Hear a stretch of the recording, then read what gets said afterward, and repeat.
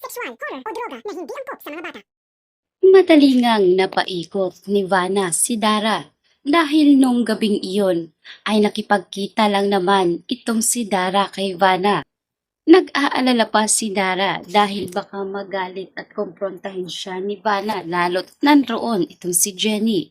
Subalit ikinagulat nitong si Dara dahil parang malumanay itong si Vanna at hindi mo lang makakakita ng galit sa mukha. Kaya laking pasasalamat ni Dara kay Vanna dahil hindi pala ganoon katindi ang galit ng kaibigan sa kanya. Ganon pa man, wala ngang kamalay-malay itong si Dara na pinapaikot lamang siya sa mga kamay ni Vanna sapagkat may plano pala talaga itong si Miss Vanna dito kay Dara upang mas lalo niya pang malaman ang buong katotohanan at para makakuha na rin siya ng matibay na ebidensya na pwede niya ngang ilaban sa kaso. Samantalang, tuluyan na nga nag-perform itong si Jenny ng kanyang solo album na kung saan ikinanta niya ang kanyang unang kanta na inilaunch nga nito sa BGYO. Marami ang humanga.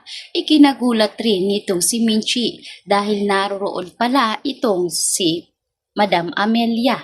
Nang silipin ito ni Minchi, hindi siya nagkamali. Kaya naman dito ay napatango na lamang si Miss Amelia dahil ang totoo ay balak niya talagang puntahan ang lahat ng mga event nitong si Jenny dahil para magugol niya rin ang kanyang panahon sa mga iilang araw niya na lang na nananatili siya sa mundong ibabaw. Dahil dito ay nakita nga ni Minchi ang pagpupursige at paghihinayang nga nitong si Miss Amelia, kaya hindi niya na ito pinigilan pa.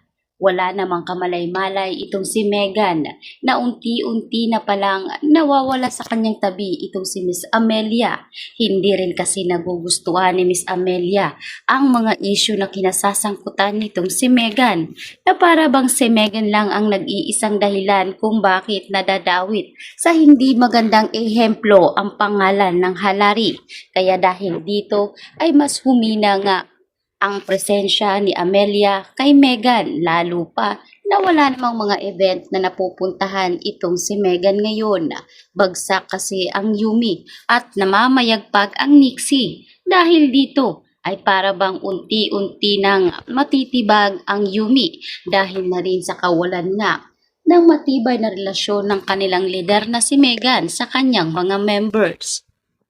Sa kabilang banda, sinabi nga nito nga si Jenny sa kanyang ina na gusto niya na ring makausap ang kanyang lola Amelia. Dahil dito, kinagabihan ay dito nga inimbitahan ni Minchi si Amelia sa munting salusalo na kasalukuyan ay naroroon din pala itong si Miss Vanna.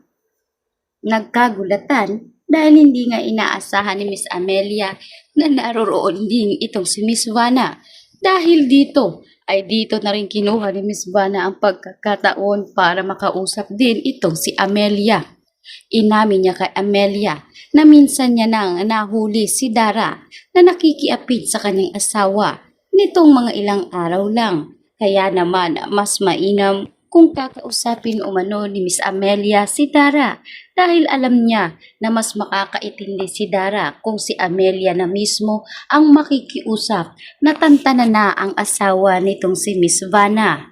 Hindi makapaniwala itong si Madam Amelia sa ginawa nga nitong si Dara, lalo pa na nawala nga ang kanyang anak na si Dio.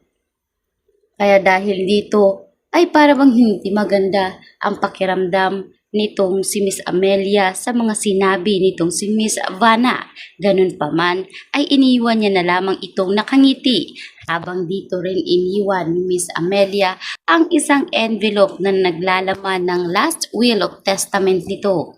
Ibinibigay niya ito kay Jenny kapag dumating ang panahon umano na mawala na siya sa mundo ay ibinibigay niya ito ng bukas sa kanyang dibdib ang pamana niya sa kanyang apong si Jenny.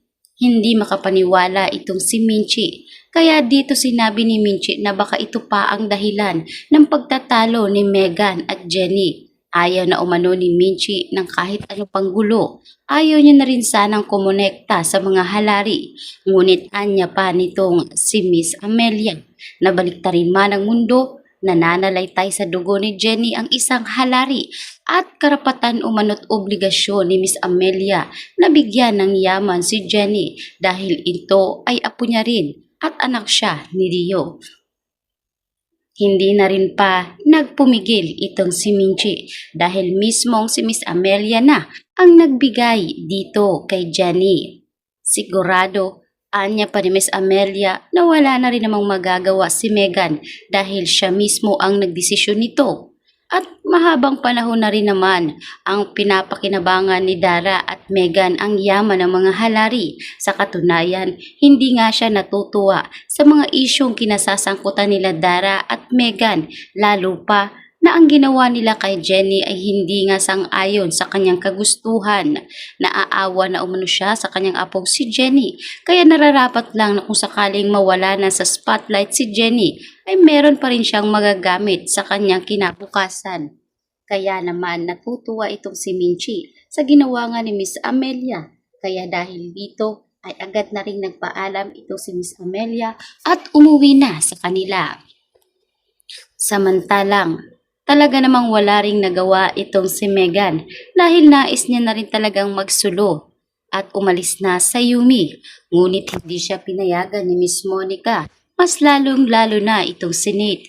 Ayaw talaga ni Nate na bumalik itong si Megan sa Nixie at makipagkompetensya na naman kay Jenny dahil siguradong masisira at masisira na naman ang karir nitong si Jenny. Kaya habang maaga pa ay pinigilan na ito ni Nate at sinabing hindi siya aalis dahil siguradong kapag umalis siya sa Yumi, ano na lamang daw umano ang sasabihin ng mga ibang agency. Siguradong magtatanong at magtatanong ito kay Miss Monica.